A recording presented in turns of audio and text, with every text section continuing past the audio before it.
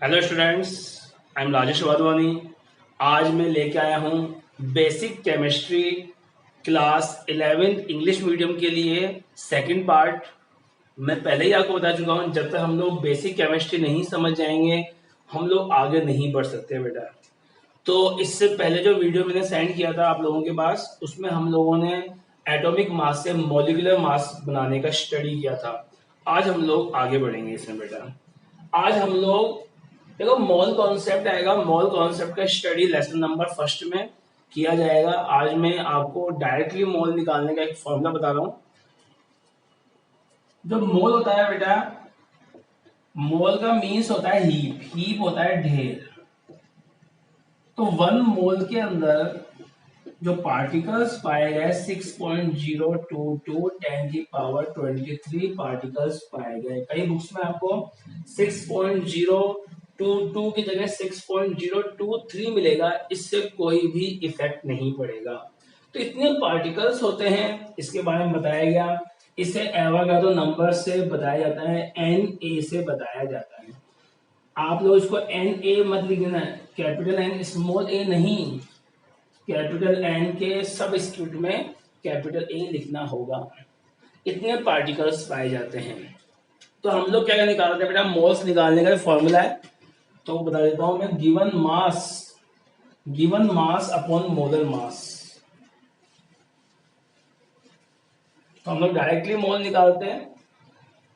मोल होता है given mass upon molar mass. और गिवन मास किस में लेंगे हम लोग, ग्राम में। इसका एग्जांपल लेते हैं हम लोग। अपन से पूछा, मोल्स पूछे अपन से 49 ग्राम H2SO4 में, 36 ग्राम H2O में, 34 ग्राम NH3 क्या होती है, अमोनिया। अगले वीडियो में मैं रेडिकल्स सेंड करूंगा। रेडिकल्स वेरी इंपॉर्टेंट टॉपिक है बेटा इसका।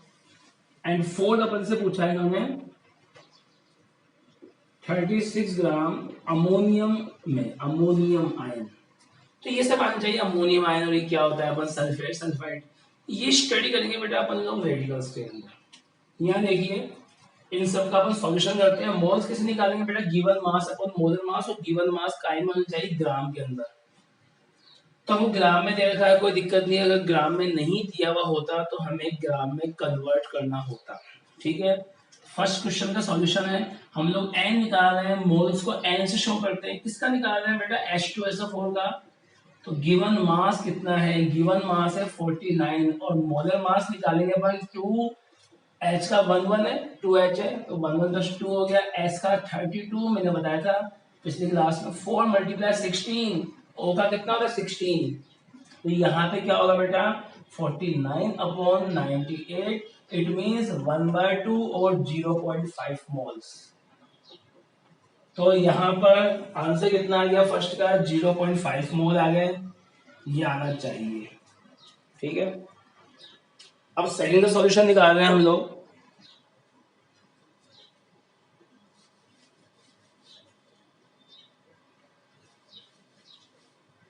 सेकंड हम लोग नंबर ऑफ मोल्स निकाल रहे हैं किसके बेटा, H2O के। गिवन मास अपन मोलर मास H2O 2 + 16 कितना है, 36/18। It means 2 moles. इसका आंसर आ गया 2 मोल्स। इसका 0.5 मोल्स आ गया बेटा। इसका कितना आ गया, 2 मोल्स। नंबर 3 वाला, थर्ड वाला, अब वो मोल्स निकाले अमोनिया के। 34 आ गया। एन का होता है 14 और 1 + 1 + 1 3। 34/17 कितना हो गया, 2 मोल्स आ गया इसका आंसर, 2 मोल्स। ठीक है। अब लास्ट है फोर्थ नंबर का। अब अमोनियम दे रखा है अपन को।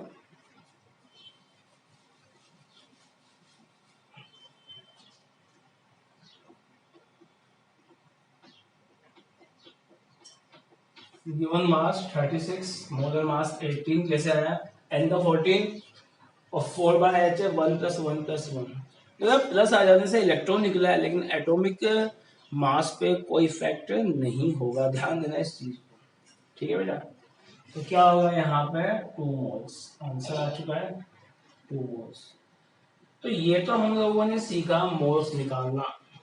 अब अगला पॉइंट मैं बता रहा हूँ mole fraction, very very important है मोल फ्रैक्शन। देखिए ये आ चुका होगा आप लोगों को समझ में।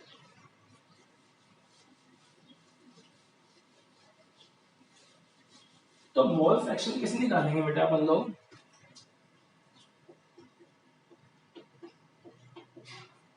मोल फ्रैक्शन को x से डिनोट करते हैं, x। तो होता क्या है मोल फ्रैक्शन, तो अपन समझते हैं। Suppose we have a solution, in this solution we have two component a b, three component मान c, थ्री कंपोनेंट्स। तो first of all we calculate the number of moles of a, number of moles of b and number of mole of c। अभी मैंने सिखाया moles निकालना, moles निकाल लिया अपन लोगों ने। अब अपन को अगर निकालना है मोल फ्रैक्शन ए का, जिसका निकालना है उसके मोल्स में बाकी सभी के मोल्स को डिवाइड कर देंगे, सम निकालेंगे, बाकी सभी जितने भी होंगे उसके मोल्स को हम डिवाइड कर देंगे। So we can say that mole fraction is the ratio of number of moles of that component to the sum of number of moles of all the components present in a solution. अब ऐसे हम लोग x B निकालेंगे बेटा, क्या करेंगे N B को divide कर देंगे n a n b and n c से। ऐसे ही हम लोग क्या निकालेंगे एक्स सी निकालेंगे बेटा n c upon n a n b और n c. Suppose we have a solution, in this solution three components are present, component capital A, component capital B and component capital C. First of all we calculate the number of moles of each component. Na is the number of moles of A, Nb is the number of moles of B and Nc is the number of moles of C.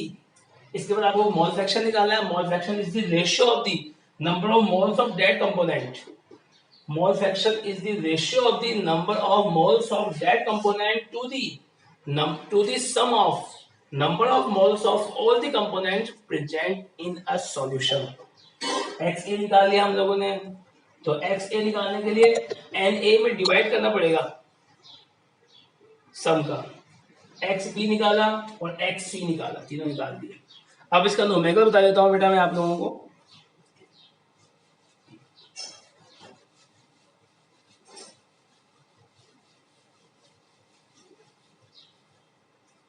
Suppose we have a solution, in this solution 9 gram H2O,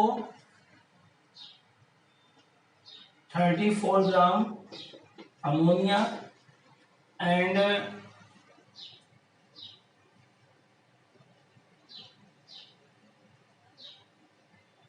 36 gram ammonium ion are present. Suppose we have a solution, in the solution 9 gram of H2O, 34 gram of ammonia and 36 gram of ammonium ion are present. Then calculate the mole fraction of each component. First of all we calculate the number of moles of each component and H2O given mass upon molar mass 0.5 mole. ठीक है बेटा। अब हम लोग ammonia का निकालेंगे given mass upon molar mass 2 moles. अब ammonium का निकालेंगे given mass upon molar mass. ये नंबर ऑफ मोल्स निकल गया। अब मोल फ्रैक्शन निकालना है अपन लोगों को, देखिए ध्यान से।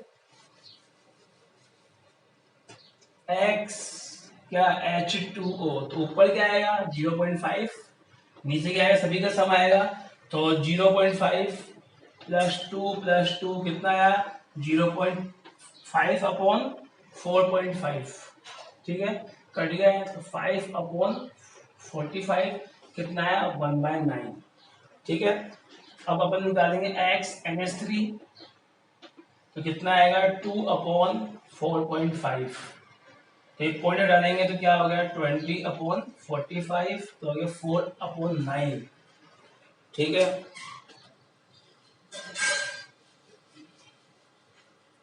अगला देखते हैं बेटा, x अमोनियम 2/4.5, 20/45, 4/9। अगर इन सभी का सम करेंगे, जितने भी कंपोनेंट्स हैं उन सभी के मोल फ्रैक्शन को सम किया जाए तो उन सभी का सम 1 आना चाहिए, तो आंसर सही है। अदरवाइज कहीं ना कहीं आप मिस्टेक कर रहे हैं, पॉइंट्स में डिफरेंस आ सकता है। तो बेटा इन सभी का सम कितना होना चाहिए, 1 होना चाहिए। देखते हैं 1/9 प्लस 4/9 प्लस 4/9 कितना हुआ, 9 हुआ। 1 प्लस 4 कितना आया, 9/9 और 1 आ गया। तो प्रूव हो चुका है कि अपना आंसर क्या है बेटा, सही है। Thanks for watching.